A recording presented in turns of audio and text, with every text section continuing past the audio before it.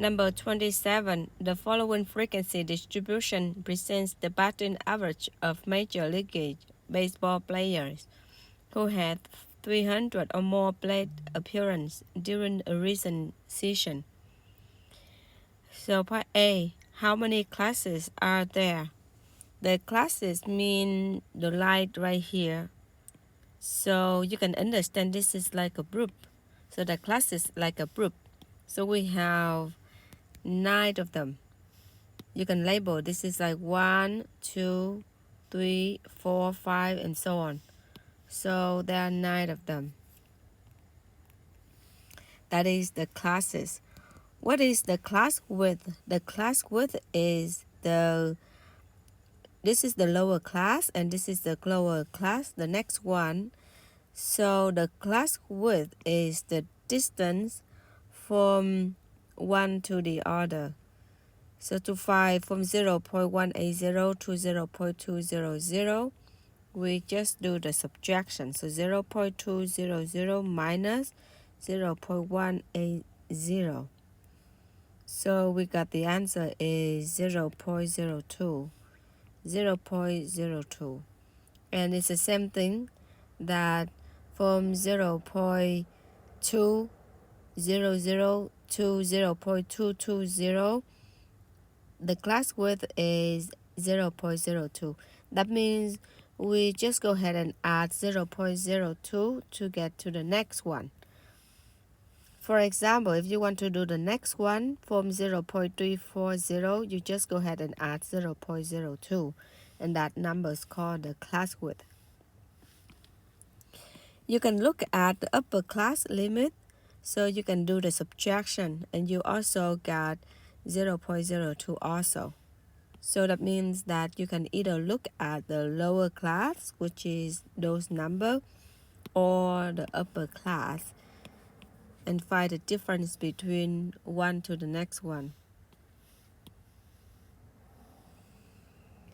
What is the class width? So the answer is 0.02.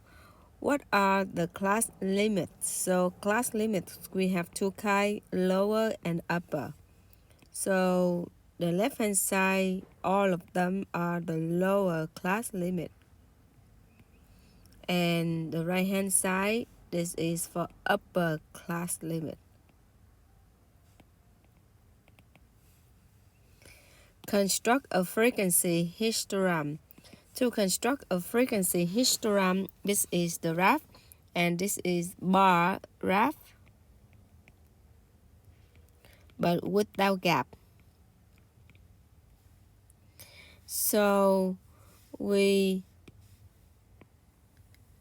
draw the two dimension.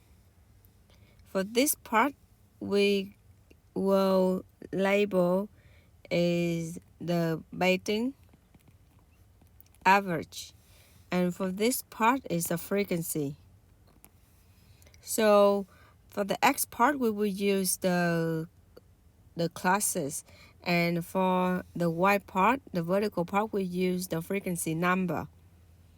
We will use the lower class number, so we will use lower class limit. Okay, so begin from 0 right here, and then 0.180.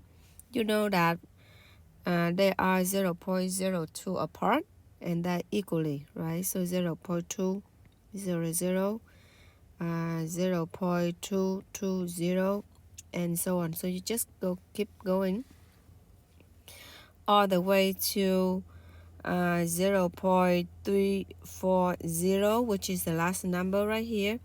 However, this is not the highest number. The highest number is the 0.359. So you have to go a little bit more, which is you add 0.02 from 0.34. So we got 0.360.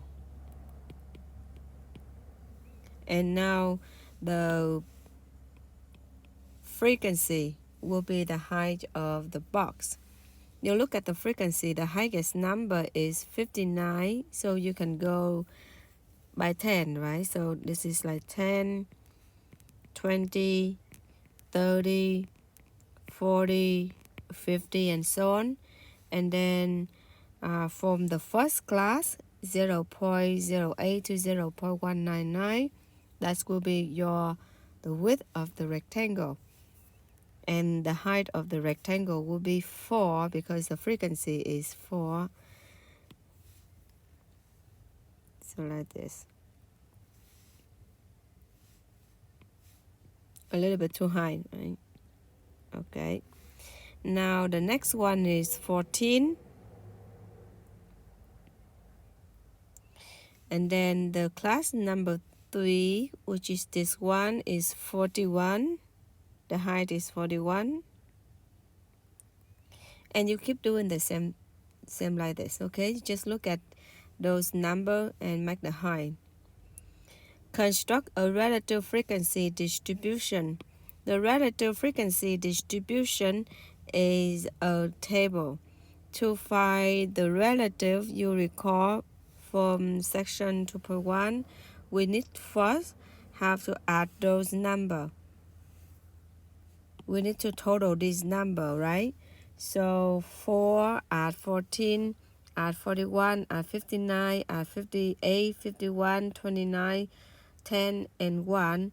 So we got the total numbers right here.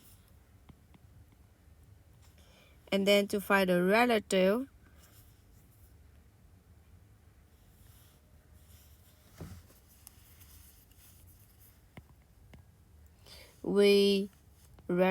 so we need to divide. So 4 divided by the total number, and you will get 0.015. And then 14 divided by total number, you will get 0.052. And that's all you need to do for the rest. Another, to check our answer, we just need to add all of them to make sure the answer is 1. If you get the answer is 0.99 or 0.98 or 1.01, 1.02, that's considered okay, still acceptable because of our routing. So we may not get exactly 1. Okay, the next one is the F, construct the relative frequency histogram. I will just give the hint for this, and you will check the answer in the back of the book. The relative frequency histogram we will use right here is the same thing as the histogram. So we will use the lower class limit, which is 0.180. The next one is 0.200. And then we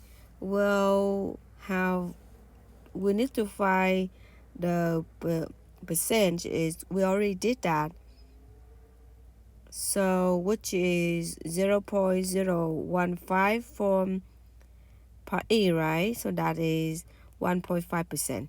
Okay, so you will get label right here is you want to go 5%, which is 0.05, and then 0.10, which is 10%, 0.15, and so on. Okay, and that will be the height of the box. The first one is 0.015, so this is like 0.02, very little, right?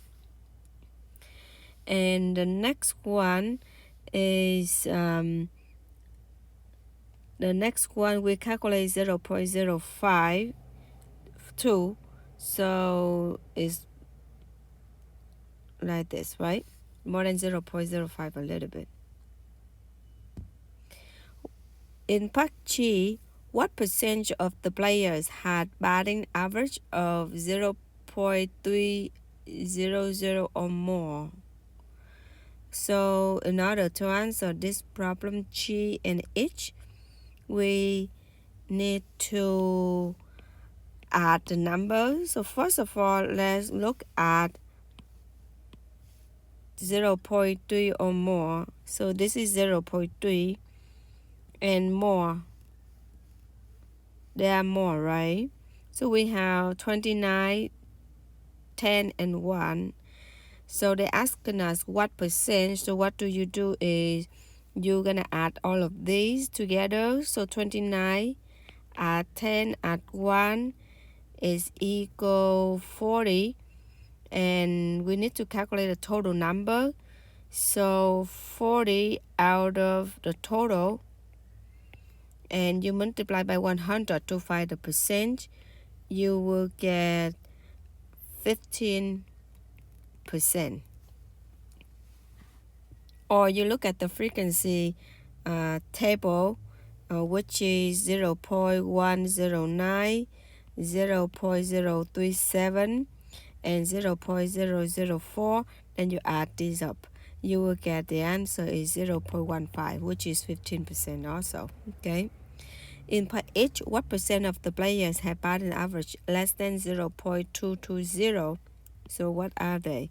So those are the classes that less than 0.220, which is this number right here. So what do we do is we will add the 4 and the 14 together and divide it by the total, or you just use the percent number from here. 0.015 from relative frequency distribution, and 0.052. So you add these together, so you get 0.067, which is 6.7% for part H.